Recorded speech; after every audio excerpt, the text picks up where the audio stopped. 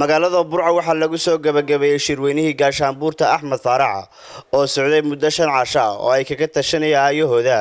shirweynaha Mubaarak 7 lagu soo xidhay Hotel City Plaza waxaa ka soo qayb galay madax dhaqameed cuqaal siyaasiyiin xildhibaano maamulka gobolka Togdheer iyo sidoo kale marti sharaf kale ugu horeyntii waxaa halkaas ka akhriyay qodobadii shirka ka soo baxay Caaqil Cabdiraxmaan Axmed Caawad anagoo ka xun dhilada ka soo cusboonaatay koonfurta Sool beelaha ehelka ku dagaalamaya wuxuu shirku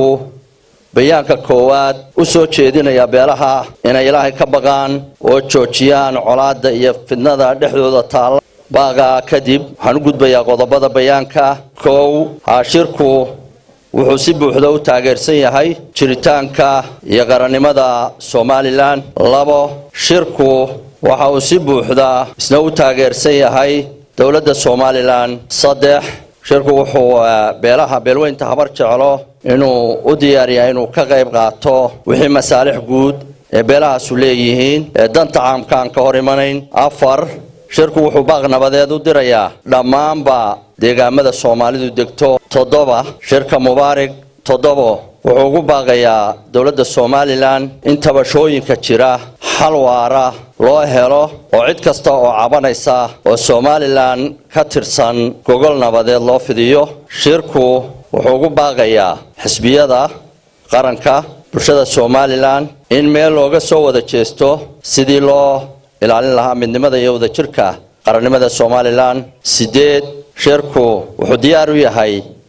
ama gaar ahaan beeshu waxay diyaar u tahay inay si mug leh uga qayb qaadato turxaan saarka dhibaatooyinka jira 9 shirku wuxuu isla gartay in la hormariyo baahiyaha aasaasiga ah ee ka jira deegaanada ay degto 10 shirku wuxuu ugu baaqayaa qurba joogta gaashaanbuureed inay xoojiyaan midnimadooda iyo wadajirkooda isuna kaashadaan sidii ay dalkooda wax ugu soo celin lahaayeen una maalgashan lahaayeen 12 shirku wuxuu go'aan ku gaaray in la sameeyo hay'ad samafal oo ka shaqeysa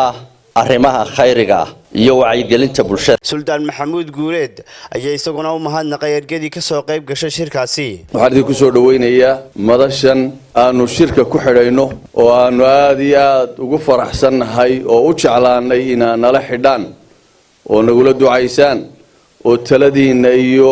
tusaalihiinana aan nagu biirisaan maxaa yeelay ehelkaygii baa tihiin aad iyo aad baanu idinka mahadnaqaynaa safarada dhaadheer ee aad soo gasheen ee ay soo kharash gareyseen baanu idinka mahadnaqaynaa shirku waa shir Faarax Cabdille Faahiye iyo Beyle iyo Axmed Taahirna wuu joogaa waxa uu Faarax Cabdille way waxaan rajaynaynaa in afartoo isku darmaan guriga fadhiistaan insha Allah biidnillah xaasna waxa weeye guuran ka soo korodhay dadii laga qabay afar maalmood bay iyagu shirayeen oo shirku sabtidii buu bilaabay marka muddada kooban iyo waxa ka soo baxay iyo wanaagiisa waad arkaysaa shirka qabsateenna wixii ka soo baxay dhamaanteena Ilaahay subhanahu wa ta'ala hayna garansiiyo talooyinka muhiimka ee maslaxada caamka idinkuna taydin hooseysa iyo tanba waxaan idin rajaynaynaa inaad ku dhaqantaan aad farusulooya oo qodobada waxqabadka anigu waxaan ahay nin ganacsada waxaan bixinayaa lacag dhan $5,000 oo aan ugu talagalay inaan kaga qayb qaato nabadgelyada hadda loo baahan yahay in laga hawl galo si qiimo leh oo raggii hore uu sheegay bay shirkan u qabteen oo hambalyeynaa shirkan iyaguna waxa halkaas ka hadlay mas'uuliyiin ay ka mid yihiin gudoomiyaha gudida qandaraasyada qaranka Soomaaliland siyaasi Cali Marreexaan xildhibaan Mubaarak Bidhi iyo gudoomiyaha gobolka Togdheer Xamse Maxamed Cabdi 15ka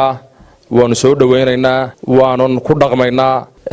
waxaad u taliseen ma aha saddexdan reer waa reer Soomaaliland oo dhan diyaaladda iyo dadka in kala qaybsanaanta laga saaro ka hadlaya markaad 15 ka baagto waxaad soonaysaa halkan reer kuma shirayna mala qarankii baa ku shirayay baad soonaysaa qodobada qiimaha badan ee laga soo saaray shirka in Ilaahay waxaanu ka baryaynaa in Ilaahay inoo fududeeyo oo sidoo u fulaan waxaan leeyahay waan hambalyeynaya dhammaan beesha meel kasto ay joogo waxaan leeyahay waxa qabateen wax wanaagsan oo taariikhdu qori doonto waxa ka soo baxay shirkan qodobo runtii dan oo ah qaranka Jamhuuriyadda Shaakir Cabdi Axmed Saab TV Burco.